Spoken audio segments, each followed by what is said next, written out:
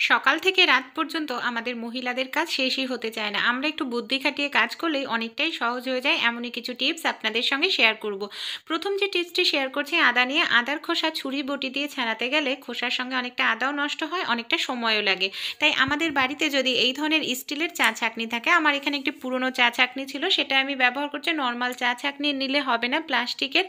এখানে স্টিলের চা ছাঁকনির যে নেটটা সেটা লোহার হয়, ধার থাকে। এই ছাঁকনি দিয়েই আপনারা ঘষতে থাকবেন, দেখবেন খুব সুন্দর আদার খোসাটা উঠে পরিষ্কার হয়ে যাবে। এমনকি খোসার সঙ্গে আপনাদের একটু আদা নষ্ট হবে না।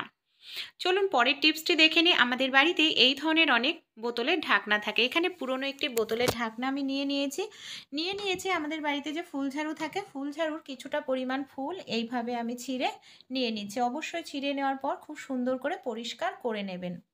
তারপর এটাকে আমরা কি করব, এইভাবে বোতলের ঢাকনার ওপর ইউ মতো করে ভাঁজ করে নেব। তারপর এখানে আমি নেব সেলুটেপ। সেলুটেপের সাহায্যে খুব ভালো করে ফুল ঝাড়ুর এইভাবে ফুলটাকে বোতলের ঢাকনার সঙ্গে আমাদের লাগিয়ে নিতে হবে। তারপর এটাকে দিয়ে আমরা কি করব, ফুল ঝাড়ু সুতোর মুখটাকে দেখুন এইভাবে আমাদের একটু সরু করে নিতে হবে। সবার প্রথমে তো সেলো টেপ দিয়ে লাগিয়ে নিলাম, তারপর সরু করে নিচ্ছি। যে সূচে, ছোট্ট সূচে সুতো পরাতে আমাদের অনেকটা অসুবিধা হয়, সেই খুব সহজেই ছোট্ট সূচে সুতো পরিয়ে নিতে পারবেন। এবার সুতোটাকে ফুল ঝাড়ু সুতোর মধ্যে আমি এইভাবে ঢুকিয়ে দিচ্ছি, সূচটাকে বের করে নেব বন্ধুরা। সেকেন্ডেই ছোট্ট সূচে আমাদের সুতো পরানো হয়ে যাবে। এই ধরনের একটি জিনিস তৈরি করে সুতোর কৌটোয় রেখে দিন, যখন প্রয়োজন তখন ছোট সূচে সুতো পরিয়ে নিতে পারবেন। পরবর্তী টিপসটি চলুন দেখে নিই। আমরা অনেক সময় সবজি কিনে এনে এইভাবে পলিথিনের মধ্যে গিট দিয়ে ফ্রিজের মধ্যে রেখে দিই। এতে কিন্তু আমাদের সবজিটা খুব অল্প দিনের মধ্যে পচে নষ্ট হয়ে যায়। তাই যখনই আপনারা কোনো সবজি আনবেন, এইভাবে পলিথিনের মধ্যে কখনো রাখবেন না। সবজি ঘেমে কিন্তু পচে নষ্ট হয়ে যাবে। যদি পলিথিনের মধ্যে আপনাদের রাখতেই হয়, তাহলে পলিথিনটাকে গিট দিয়ে নিয়ে তারপর হয় ছুরি দিয়ে নয় কাঁটা চামচ দিয়ে পলিথিনের মধ্যে অনেকগুলো আপনারা ছোট ছোট করে ছিদ্র করে নিন। দেখবেন পলিথিনের মধ্যে হাওয়া বাতাস খুব ভালোভাবে ঢুকতে পারবে, সবজিটা পচবে না, ভালো থাকবে অনেক দিন। অনেক সময় চিনির কৌটোতে দেখা যায় চিনি গায়ে গায়ে লেগে যায়। এর থেকে বুঝতে হবে চিনির মধ্যে ভেজা ভাব চলে এসছে। আর চিনির মধ্যে ভেজা ভাব চলে এসে খুব অল্প দিনের মধ্যেই চিনিটা আমাদের গলে নষ্ট হয়ে যায়। তাই কিভাবে চিনিটা রাখলে চিনির মধ্যে ভেজা ভাবটা খুব সহজেই আমরা দূর করতে পারবো, চিনিটা একেবারে আমাদের ঝরঝরে শুকনো হয়ে যাবে। এর জন্য আমাদের ছোট্ট এই কাজটি অবশ্যই করতে হবে। আমাদের প্রত্যেকের বাড়িতে মুড়ি থাকে। আপনারা মুড়ি যে ভিজে গেছে চিনির মধ্যে মুড়ি দিয়ে ছড়িয়ে রেখে দিন 10 মিনিটের জন্য। 10 মিনিট পর দেখবেন মুড়িটা চিনির ভেজা ভাব অ্যাবজর্ব করে নিয়েছে, মুড়িটা নরম হয়ে গেছে। এইভাবে মুড়িটাকে আপনারা সরিয়ে ফেলতে পারবেন ঝাঁকিয়ে, আর দেখবেন চিনিটা কত সুন্দর ঝরঝরে হয়ে গেছে। এইভাবে আপনারা খুব সহজেই চিনির থেকে ভেজা ভাব দূর করতে পারেন। এমনকি আপনারা এবার চিনিটাকে কোনো এয়ারটাইট কৌটোর মধ্যে ভরে রেখে দিন অনেক দিন, আর কিন্তু চিনিটা গলবে না, নষ্টও আপনাদের হবে না। তাই ভালো লাগলে ট্রাই করে আপনারাও দেখতে পারেন। অনেক সময় রান্না করতে করতে দেখা যায় গ্যাস শেষ হয়ে যায়, খুবই সমস্যার মধ্যে পড়তে হয়। তাই একটি হাতের কাছে ছোট্ট কাঁচি রেখে দিন। আমাদের বাড়িতে যারা বয়স্ক মারা আছে, অনেক সময় গ্যাসের সিলিন্ডারের নতুন ক্যাপ খুলতে খুবই সমস্যার মধ্যে পড়তে হয়। বাড়িতে কেউ ইয়ং থাকে না, আর গ্যাস শেষ হয়ে গেলে তো গ্যাস তখন লাগাতেই হবে। একটি কাঁচি নিয়ে নিন, ছোট্ট কাঁচির আংটাটা, মুখটা এইভাবে গ্যাসের ক্যাপের মুখের আংটায় ঢুকিয়ে দিন। কোনো রকম শক্তি প্রেশারের কিচ্ছু প্রয়োজন নেই। ছুরির কাঁচিটা ঢুকিয়ে এইভাবে হালকা করে টান দিন, দেখবেন খুব সহজেই কাঁচির সাহায্যে ক্যাপটাকে আপনারা খুলে নিতে পারছেন। এমনকি কোনো শক্তি প্রয়োগ করতে হবে না। পরবর্তী যে টিপসটি শেয়ার করব বন্ধুরা, অনেক সময় একটি একটি করে লুচি বেলতে গেলে আমাদের অনেক সময় লেগে যায়। তাই একটি লুচি বেলার সময়ে আমরা অনেকটা পরিমাণ লুচি বেলে নিতে পারি।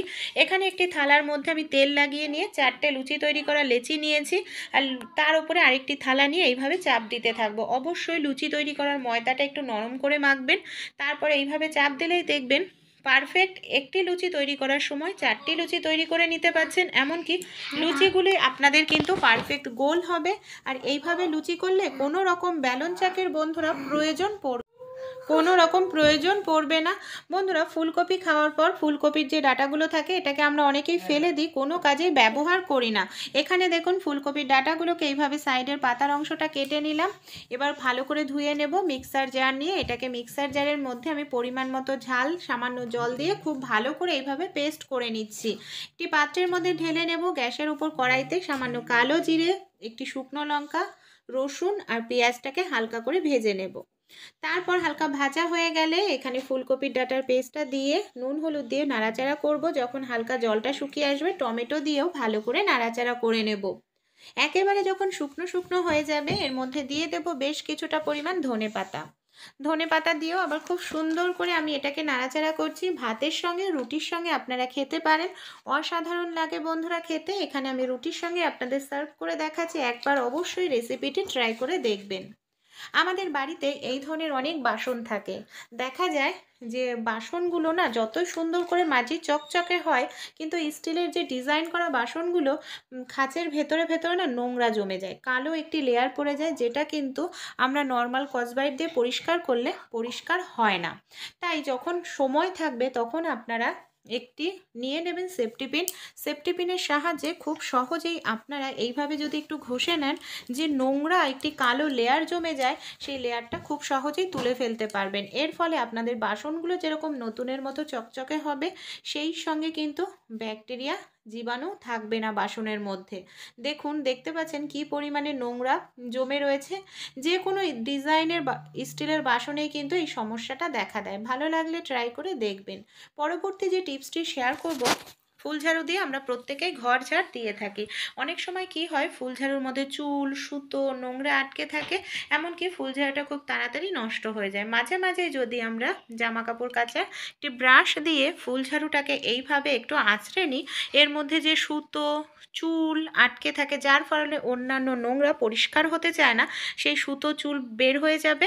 এমনকি ফুলঝাড়ুটাকে আমাদের জল দিয়ে প্রত্যেক দিন ধোয়ার প্রয়োজন পড়বে না। অনেক সময় অনেকটা পরিমাণ জিরা আনলে দেখা যায় জিরার মধ্যে ফাঙ্গাস ধরে যায়, জিরা সেই মশলার টেস্টটা পাওয়া যায় না। তাই রুটি করার পর তাওয়াটা অনেকক্ষণ গরম থাকে, গরম তাওয়ার উপর আপনারা জিরাটা দিয়ে দিন। দিয়ে 1-2 মিনিট মতো একটু নাড়াচাড়া করুন। দেখবেন জিরার মধ্যে যে ফাঙ্গাস আছে সেটা চলে যাবে খুব সহজে। এমনকি জিরাটা রান্নায় ব্যবহার করতে